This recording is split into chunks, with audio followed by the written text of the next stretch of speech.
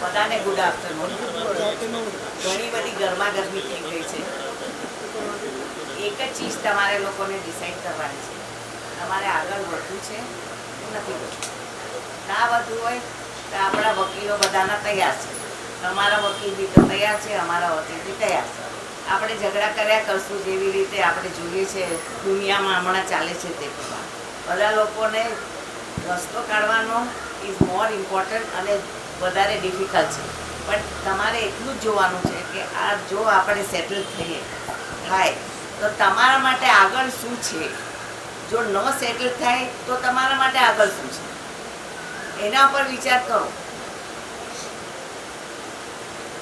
અને બીજું એક વોલેસ તો કંપની છે. કંપની તો ચાલ્યા કરશે. આપણા બધાની જિંદગી તો લિમિટ છે. તો તમારા વારસામાં શું મૂકીને જવાનું છે? ઝઘડા અને લિટિગેશન. બધાની સાઈડે, અમારી સાઈડે બી એમને તમારી સાઈડે. કંપની તો ઝઘડા કરશે, સોસાયટી કર્યા કરશે, પણ તમારા મેમ્બર બદલ્યા કરશે. તમે વિચાર કરો. કોઈ ઉતાવળ નથી. નહીં કરવું હોય તો બી અમે કંઈક આગળ વધશું નહીં. ઠીક છે, જેમ ચાલે છે તેમ ચલાવ્યા કરશું. તમારામાં છે આજે હાજર લોકો જેના લિટિગેશન 30 વર્ષ સુધી ચાલેલા છે, આગળ વધતા નથી કોર્ટમાં. મને મારા સિનિયર સોલિસિટરે કીધું એના દાદાની ટાઈમમાં જે ચાલુ થયું આજે ત્રીજી પેઢી આવી છે એ ચાલે. વકીલોના માટે તો બહુ જ સારું છે. એ લોકોને માટે તો પેન્શન ફંડ જેવું છે. પણ તમારા માટે શું છે એ તમે વિચાર કરો. કોઈ જબરજસ્તી નથી. નહીં કરવું હોય નહીં કરો. જે ટ્રસ્ટની જે જમીન પર તમારો કોઈ હક છે નહીં એ આરજી નથી.